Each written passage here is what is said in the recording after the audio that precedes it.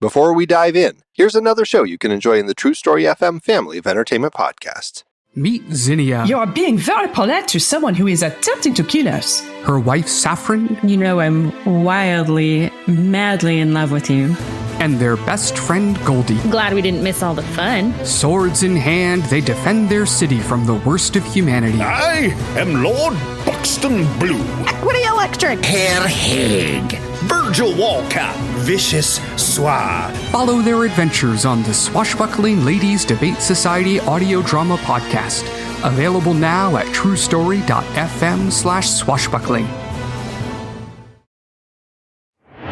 Hey, movie lovers, I'm Pete Wright. And I'm Andy Nelson. We are the hosts of the Next Reel Film Podcast. If you're passionate about films like we are, you'll love our show. Each week, we dive deep into a movie, discussing everything from the story and performances to the cinematography and score. Not to mention budgets and awards. We have covered iconic series like Francis Ford Coppola's The Godfather trilogy, examining themes of power, family, and the dark side of the American dream. We've explored the works of groundbreaking directors like Catherine Bigelow, discussing her mastery of tension. We've looked at heist films, great car chases, great years in film, couples on the run, and more. Our discussions go beyond the surface, examining what makes each film tick.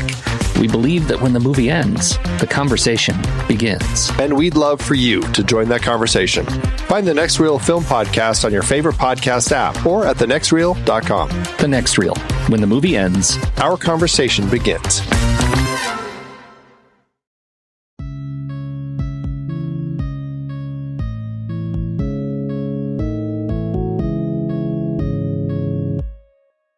Hello and welcome to this episode of Superhero Ethics.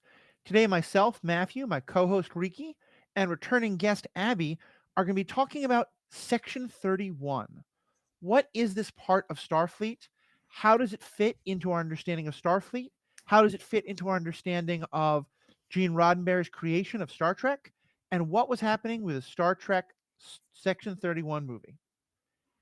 And so first, let me just let folks introduce themselves. And Abby, you want to say hello? Hi, I'm Abby. Pronouns are she, they. Awesome. Riki, as always, you're joining us. Yes, I'm here mostly to be the cabbage head to you all. I'm familiar with like older Star Trek, but I haven't really kept up, and I haven't watched this movie, so I'm very curious to hear your thoughts on it. Well, and that's exactly why we wanted Riki on here, because we know with a lot of media, sometimes someone here hasn't, a lot of the folks in the audience haven't seen the movie or haven't seen the TV show that we're talking about. And we do want to make sure we're focusing on the issues and the questions, not just like a review of the movie, but we want to make sure that we're saying enough to help the people who haven't seen it follow the discussion. So originally, we thought this was going to be an movie that was going to spark a lot of discussion about Section 31, and thus having Riki here, who hadn't seen the movie, would be great. As it turns out, the movie was quite awful. It's an understatement. Oh dear. Some people have enjoyed it just as an action, like spy adventure movie. I thought even as that, it was pretty terrible. But it is absolutely not a... Like, when I heard this movie was going to exist, I thought it was going to be about people in Section 31 and why do they exist and their conflict with, like, because we've seen a lot of like Picard or Discovery or DS9 with those people having to come up against Section 31 and not be sure if it should exist or not. And I wanted to see a movie that was all of that from the other side. We don't get that. We get a movie that's just Section 31, which I'll explain in a second who they are, having an adventure in space with as many bad sexual innuendo jokes as you can make, which normally I love, but Star Trek. It was a lot. It's not, though. Star Trek is sexy. Like, it's sexy. Like, not just like the characters and stuff, but like there's so many episodes of both the original and of TNG where they just like go to some random planet and screw. Sure, yeah, but the innuendo part felt weird. It felt new. But but it was just not a very good movie, and it didn't really introduce the topic of Section 31 very well. So we're going to actually talk mostly about Section 31 itself and this whole So here's what the concept movie of could have exactly been because about. because these questions have been raised by other things. So Abby, let me actually start Yeah. with you. What is your understanding of what is Section 31? So, from my understanding, Section 31 is kind of like the CIA of Starfleet or Yeah. the Federation. They are the spies who are pulling the strings and doing the things that the Federation won't do. Yeah, I think that's a perfect way to put it. It gets compared to the Obsidian Order of the Cardassians or of the Tal Shiar of the Romulans. Tal Shiar, thank you, Shiar. which are often presented as like, oh, we are so much better because we don't have those things. But in a number of episodes, we've learned, nope, Star Trek has this group as well. And it's been explored in DS9 is when it first got started in the episode called Inquisition. But we've also seen it in Discovery, in Picard, in a number of other shows, acting as though it has an agenda for the good of Starfleet, but that's very much like the CIA, kind of like we're gonna do backroom assassinations and secret deals with terrible people and all these things in order to do what we think is for the best, but with no accountability. Yeah, the CIA comparison, I've seen that made, and I think it's fair because you have this organization that is carrying out like assassinations, presumably torture and like genetic experiments, which are otherwise illegal. So they're doing things that are illegal. What's interesting in comparison to the CIA is that the CIA is still a legal out front branch of a government Right. agency, right? And Starfleet does have Starfleet intelligence, which is like spies and stuff who, do intelligence work. So Section 31 goes beyond that into a different territory. And at various points, the implication is that a lot of people in the Federation don't even know about Section 31. So that's where the comparison to the CIA kind of breaks down, in my opinion, is that there seems to be less accountability for Section 31. We could argue that there's not great accountability for the CIA, but there's supposed to be. Do you think it's more fair to say that this is like that Section 31 is kind of like the arm of the CIA that does like the assassinations and the backroom coups? Yeah, like if you think about the it's funny, I'm trying to think of like a real comparison to that, because certainly the CIA does a lot of things, so does the NSA. But if you think that there's like, I mean, it's almost more like the Men in Black or something like that. Like think of some sort of like shadowy secret organization that most of the government denies, that's The more, Illuminati. yeah, it's the Illuminati, it's the Kingsmen, it's the like whatever. Okay, I thought about this, Matthew. I don't think the Kingsman is technically a government agency. I believe it's privately funded. I just rewatched the movie. It started as a government agency. If I remember, it started as a group founded by Queen Victoria or one of the kings. But you are correct; it does become its own, like, privately spun off thing. But I thought it was like rich people who, yes, do have connections to government. Like the rich barons of the time were like, we need something to help. So that's not the best example. But either way, it is this, and I think a lot of times it's been presented as an antagonist to the story. And in Discovery, it provides more of a partnership role to some of our characters, but it's always presented as the group that's willing to cut the corners that Starfleet would normally accept. And do you remember what the role they play is in Inquisition? That was the first episode. So the Sloan, the character Sloan, is the agent. I believe he was trying to recruit Dr. Bashir. Yes. Or in fact, he is accusing Dr. Bashir of being a spy for like the Dominion. Oh, yes, that's right. And in doing so, like he runs him through a series of holodeck simulations that I think Bashir thinks are real at some point, to try to get him to admit that he's an agent. And when he finally like admits that he isn't, or like proves that he isn't, then Sloan is like, Yeah, but I just wanted to make sure because I actually want to Right. recruit you to be a part of Section 31. Right. And I think And then he's pretty upset about this. yeah, and then there's the interesting episode where Sloane and Bashir travel to Romulus in order to do some spying / assassinating / manipulating of the Romulan government, which that one was one of my favorite episodes of DS9 because there's so much backstabbing and like not knowing like what's real and whose loyalties are where going on. Like that was a really good like spy episode. Well, and it's funny too because the episode, I have to remind myself that probably my favorite episode of DS9, a lot of people's favorite episode, In the Pale Moonlight, actually has nothing to do with Section 31. Because this is the episode where Cisco winds up working with not Galen. What's the name of the Cardassian tailor? Garrick, thank you. Plain simple Garrick. Winds up working, the two of them work together to basically bring the Romulans into the war with the Dominion. And it winds up involving the killing of a Romulan and then framing the Dominion for doing it to get the Romulan involved. And I've always thought like if I don't think about it, I always think like, oh, Section 31 must have been involved. They weren't mentioned in that episode at all. No. But I feel like it's the kind of thing where if Section 31 found out about it, they'd be like, yeah, maybe we should recruit Benjamin. Like he could be one of us. Yeah, the episode I was referencing, the title is, this is Latin, I believe, Inter arma enim silent legis, which translates to in times of war, the law falls silent, which is a fascinating phrase and goes to like what the ethos of Section 31 is.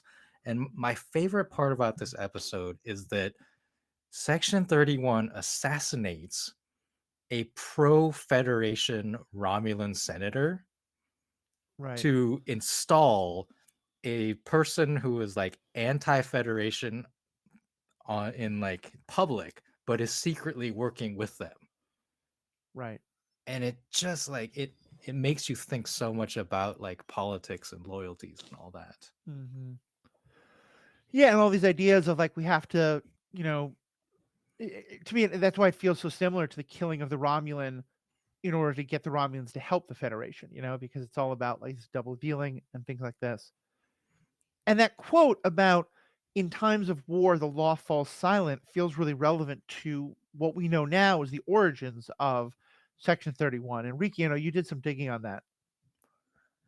Yeah, so the claim made, and I don't know if there's any way to actually verify this, but the claim made, I think, by Sloane at one point is that the origins of Section 31 go all the way back to the Starfleet Charter, Article 14, Section 31, which is where they get the name, that according to him, the article allows for extraordinary measures to be taken in times of extreme threat, which is just a very broad thing that you can interpret in any way you want and do whatever illegal things you want. Section 31. Right.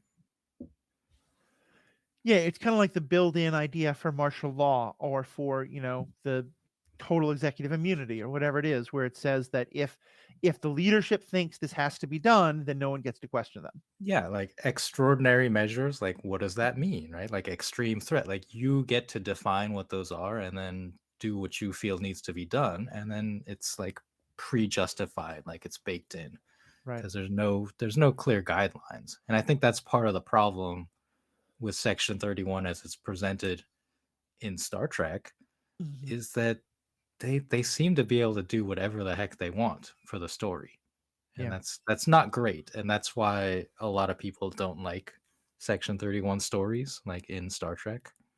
Right, and we're going to talk about both how it exists in terms of Starfleet itself, and then pull the camera back somewhat and talk about how does it fit into, Roddenberry's creation and also what Star Trek's become now. And so let me actually talk a little bit about what's been happening in Discovery and some of the most modern shows, which, Riki, you haven't seen. And I'll confess, I don't remember all the ins and outs, but basically, one of the main plot lines of Discovery is that the Federation and the Klingons have this major war in the years leading up to the events of the original series. And this war is it's not completely pulled out of whole cloth. It's referenced a good deal in the original series. They talk about how there's a ceasefire and stuff like that. Although it does kind of not fit with the plot, but we're putting that aside. And during it, there's a lot of attempts to get sort of secret agents inside um, Klingon High Command and to figure out what's happening. And in part because there are conflicts within the Klingons and that there are all these different Klingon groups that are fighting with each other for leadership. And so we discover Section 31 is this group that's doing sort of clandestine things to figure all this out. And the biggest thing they do, and the one that I think I can kind of point to as really where they're at their most shady, is also during this part of the series, spoilers for season 1 of Discovery, but a character who had appeared in the original pilot and had died in the original pilot, Philippa Georgiou, played by Michelle Yeoh, incredible character, wonderfully played. Her character dies, but then halfway through the season, the version of her from the mirror universe, from the Terran Empire, comes back over to this side. And Right. she was the emperor of the Terran Empire, and there's all kinds of shenanigans that get involved. But the end result of it is she is, finally like cornered. She's done all sorts of crazy shenanigans in our universe as well as the mirror universe. She's caused the deaths of hundreds of people. She's going to go on trial, at which point Section 31 steps in, and I think they fake her death or some other way to sort of get her off the board. But they basically make it clear to our protagonists, look, she has an incredibly devious mind. We need her for Section 31. We've made a deal to, give her a pardon for all the terrible things she's done in order for her to work for us for this shadowy organization. And our heroes are all pretty freaked out by this because, this means that she's not having any accountability for the terrible things she does, but also if the idea is that it's the most trustworthy person who's running Section 31 and therefore can say, I won't abuse the power to do things when I shouldn't do them, having her in that role, I think she becomes the head of Section 31 or certainly one of the top leaders, seems like a really bad idea. Which, leaving off there, makes the start of the Section 31 movie even more confusing and bad because she's suddenly now on another planet not involved in Section 31, semi on the lam from them, but they know where she is. So, And my understanding is that because it's Star Trek, there's time travel involved, which will make things even more confusing because you have people from multiple time periods interacting. And it's like you don't quite know when you are. Yeah, I think so Discovery winds up jumping 800 years into the future after a very rough season 2 that's all about time travel. I don't know if the Section 31 part of it jumps with them. I don't remember a reference to Section 31 in the sort of 800 years in the future timeline, but certainly it plays a major part in their original series. I don't remember in Discovery, but I know in Lower Decks we get plenty of Section 31 references and mentions, and that's more in the post Voyager timeline. Right. Yeah, so it certainly is existing at a number of these times. Well, so let's talk about it within Starfleet. Riki, you were saying about Section 31. I think the justification for it is that they need to have it in times of crisis. As far as you can tell, does it seem to make sense for Starfleet to have this organization? Yes and no. Standard answer, right? I think in the context of this fictional universe, I think it makes sense. The way that we have the CIA and that other governments have intelligence agencies. I don't think it's good that we have these agencies and again, the things that they do are bad and there should be more accountability even within your own country's power structure for the things that people do, and there should not be off the books things going on. But I think the idea that when you are a superpower in the galaxy, that you have an organization that does things like clandestine operations should happen. right? But then, like in the context of Star Trek, the TV show, I'm one of those people that I enjoyed the episodes that I watched on Deep Space Nine, but I don't really like it as a concept to explore in Star Trek. Right. Is what I would say. And we'll talk more of the Star Trek part. I just want to start first with the Starfleet aspect. Abby, kind of what's your take? I think it shouldn't exist, but the fact that it does more proves my lifelong contention that Starfleet is the military, as much as they claim they're not. No. Yeah, and I think that's a really good way to put it, because I was thinking when I said Starfleet, should have asked the Federation, and Starfleet is often like the arm of the Federation. It's the part of the Federation that most non-Federation worlds will first experience. And it feels like so much of what the Federation is all about is these ideals that it has of transparency and of open dialogue and of all, races being equal and welcome at the table. And it feels like the Federation would never want to have it, but that Starfleet would. And I actually kind of wonder if that's part of who it is kept from. Is like, do Federation high officials even know about this, or is this very much a like creation of the military itself? Because, as you said, we do know that Starfleet intelligence does exist, and we know they do spying missions. A major part of the setup for Voyager is that Tuvok was a Maquis on the ship of the Maquis, but that he was actually working for Star Trek intelligence as a spy to learn more about the Maquis and help Janeway hunt them down. And I think I just keep going back to Riki, what you were saying about like the accountability. For me, having a clandestine organization of some kind in a world with a lot of secrets, in a world with a lot of alliances and shifting alliances, I don't love it, but it makes sense. But it's when it crosses that line into we are no longer accountable, we are no longer within the chain of command, we get to just do our own thing and other people don't know about us. That's where, to me, it violates the spirit of what the Federation and Starfleet are supposed to be about. But also, I think to your point, Abby, like, it is also completely believable that a military that is set up to fight for these ideals would at some point say, we've got to get our hands dirty.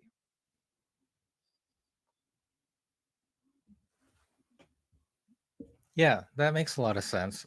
I have always questioned what the heck Starfleet is, right? And it changes from show to show and like who the characters are, because obviously in the second half of Deep Space Nine, it's just the military, Right. But for most of the next generation, they're focused on exploration. Yeah, they get into conflicts, they have weapons on their ships, but it's very clear that in that era they are explorers and diplomats primarily. Right. And like in the original series era, on the one hand, they are explorers, they are diplomats, but my personal favorite movie, Wrath of Khan, one of the plot points is that Dr. Carol Marcus is a scientist, and she does not want Starfleet getting their hands on her Genesis project, because, and I think there's a direct line by one of her underlings talking about how we don't want the military to get a hold of this. So it does at least feel like that's been a tension throughout Starfleet's history, and that maybe at some points people see it more as a military and some points less. I think, Starfleet definitely presents themselves as we are here for exploration, but it comes, I think in actuality, it ends up being a little bit more of a colonialist mission of, even when they're exploring, we're going to try and, meet these new planets and get them into the Federation, as opposed to, Right. Let's learn about their cultures and then take off because they're not our planet. Right. Yeah, I think it's a good way to put it.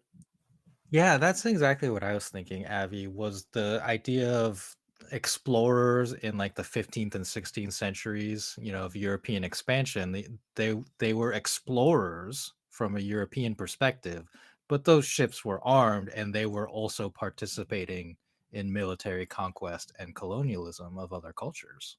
Yeah.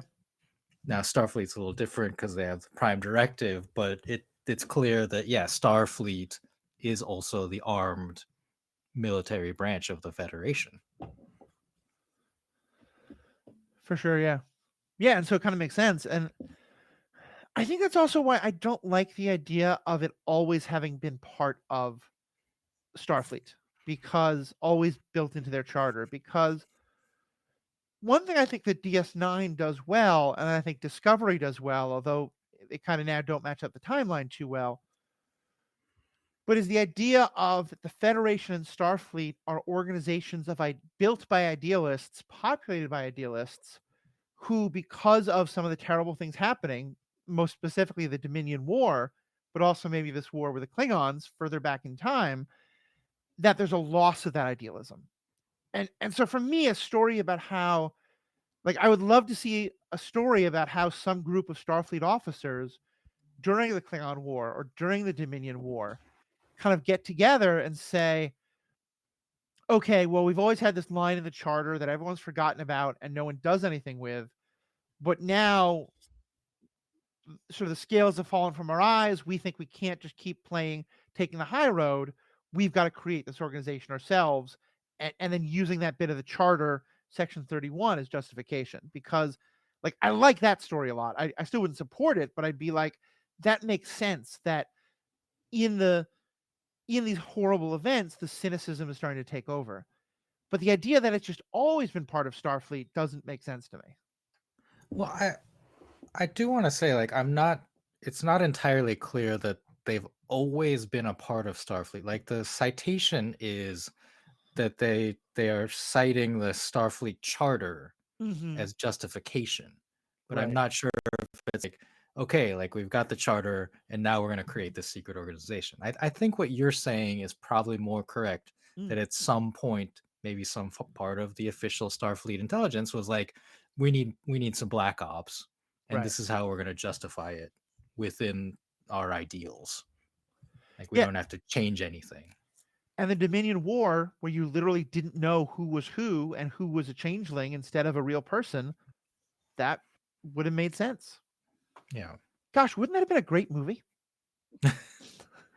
I'm very disappointed by your all's reaction to the movie. Obviously, the movie was disappointing to you, but yeah, I mean, what happened?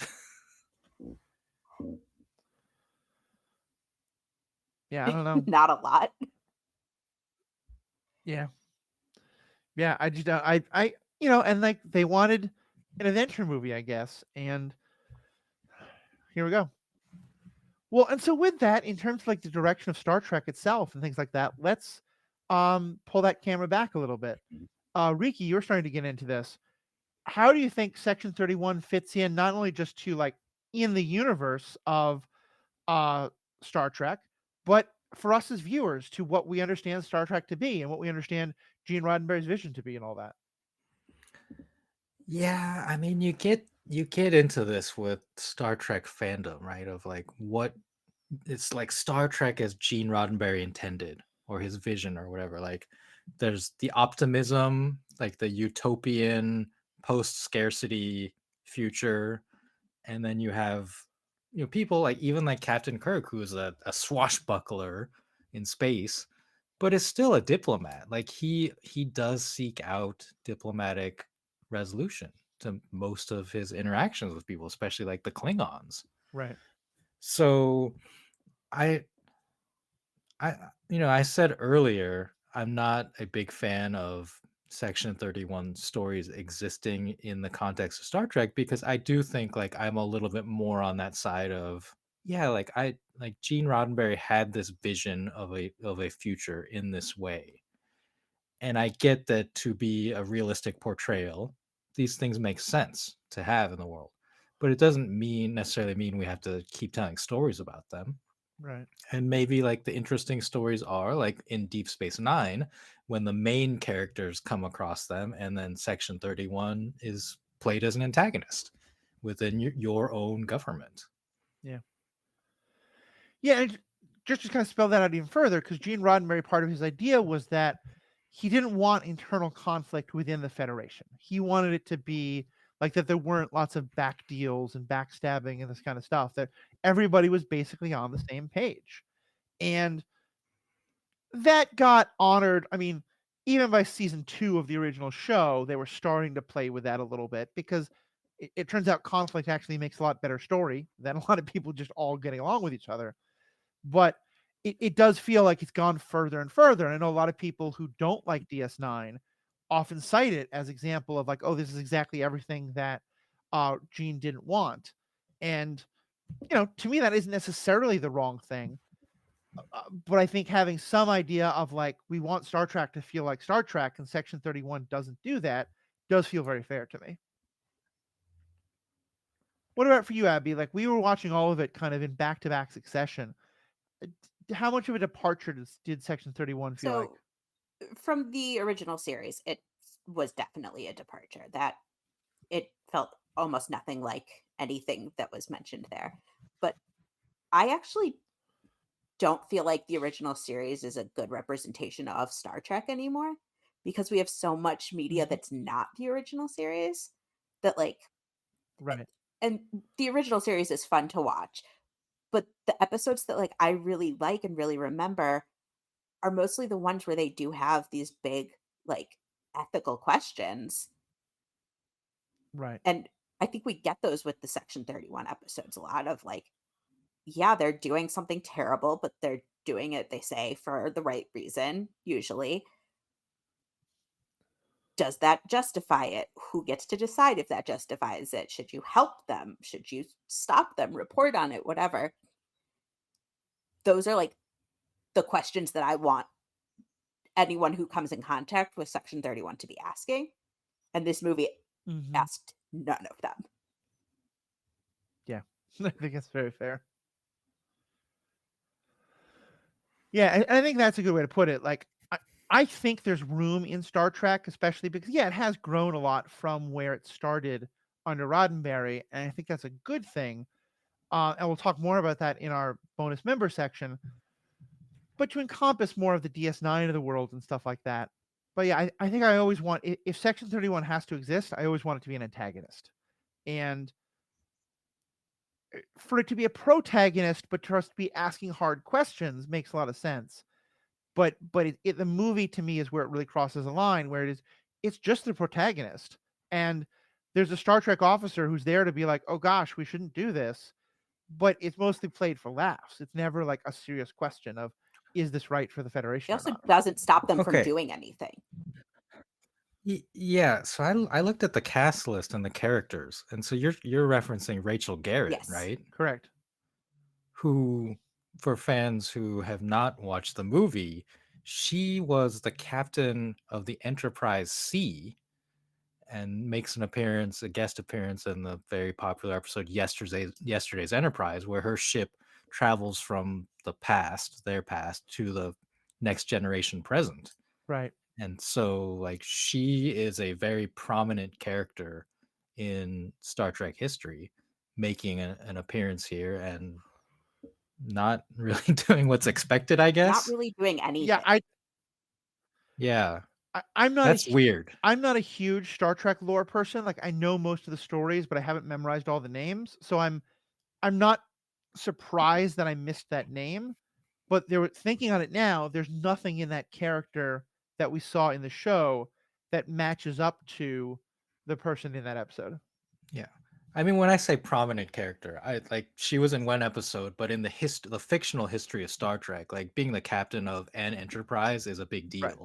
It's usually the flagship, and she played a very prominent role in the conflict with the Klingons to Right. like secure peace. Well, and if I remember, she does that by dying. That's one of the hardest parts of the story, is that her ship, because they get pulled through this wormhole, they don't get destroyed at the time they were supposed to. And like, her being destroyed does something like for the morale. I don't know I don't remember the details, but basically it causes an important, it's kind of like Edith Galt. No, sorry, that's the wrong person. It's kind of like the person who dies in that episode of the original series, where because a woman who was going to grow up to be a peacenik doesn't die, or who was a peacenik already, she's grown up, but because she doesn't die, she convinces America to go pacifist, and so Hitler wins. It's the same kind of Edith Keeler. Edith Keeler. Thank you. I knew it was Edith. Yeah. So the Enterprise C is destroyed by Romulans defending a Klingon base. And then the Romulans see that as an honorable act, and that helps pave the way for better relations with the Klingons. That's it. So her time traveling, disappearing, the Klingon base is destroyed, the Federation didn't come to help, and then the Klingons are just keep staying mad.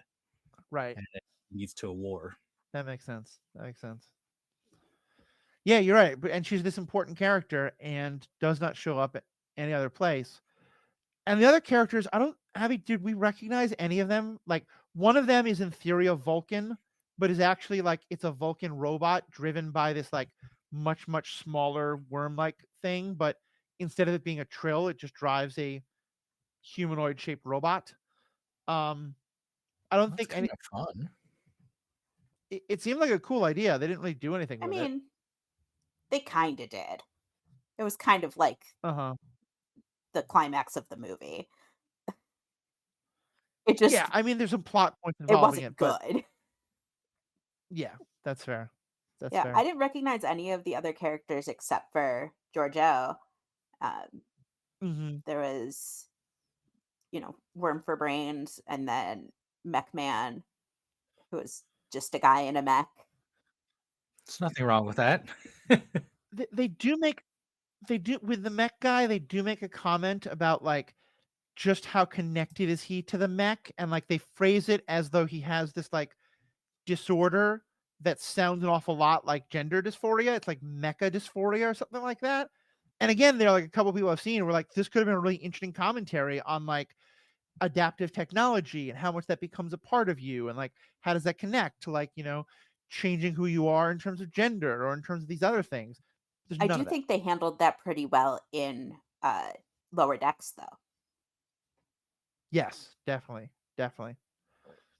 Which again, part like, it's funny when I understood Lower Decks to be mostly kind of like sophomoric humor and parody of Star Trek, and I think there is some of that, but it also handles serious issues far better than a lot of Star Trek, and especially better than this movie.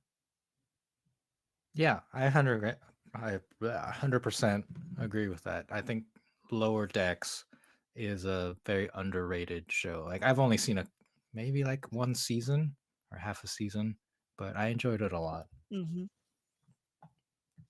Yeah. Well, anyway, we're going to wrap up with talking about what this movie could have been. I've thrown out my proposal that I would like to see the movie about, like, during DS9, the members of Starfleet Intelligence who decide they have to form Section 31. Abby or Riki, what do you think would have been a better version of this movie?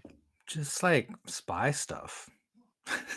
The best Section 31 stories are when it's like spy things, and this my reading of reviews and stuff is that this is a heist movie, like Ocean's 11.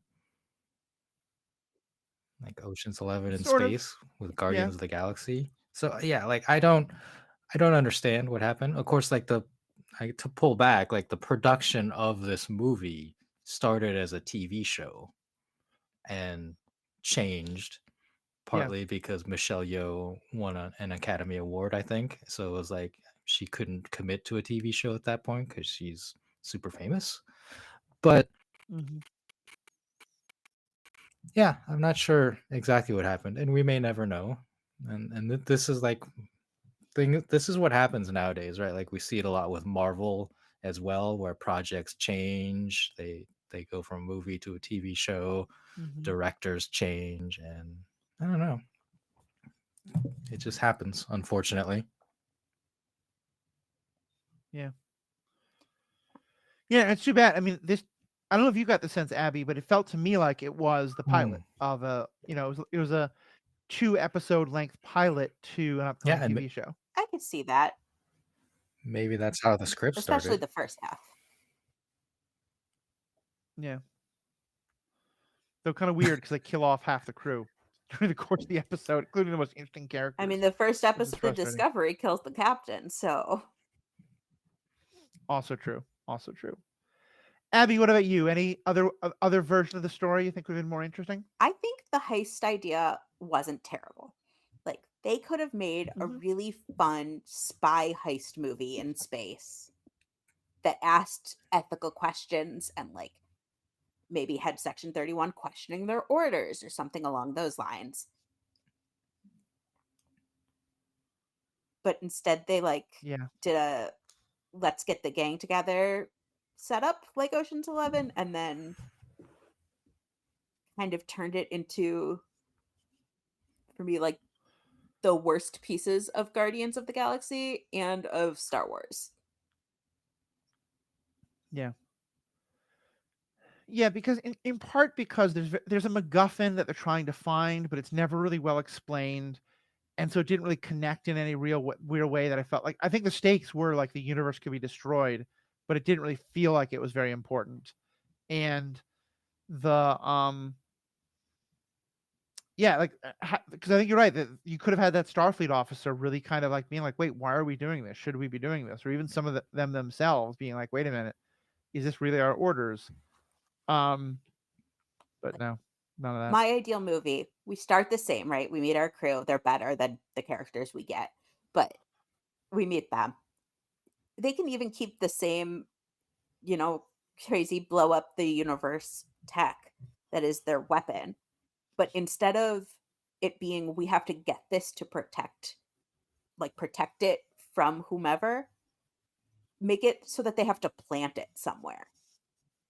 And then they have to question if they actually should be doing that, or if, you know, destroying an entire universe Right. maybe isn't the best way to deal with a conflict. Right. Or even just something like maybe like the Starfleet person was told your mission is to go destroy this weapon because no one should have it.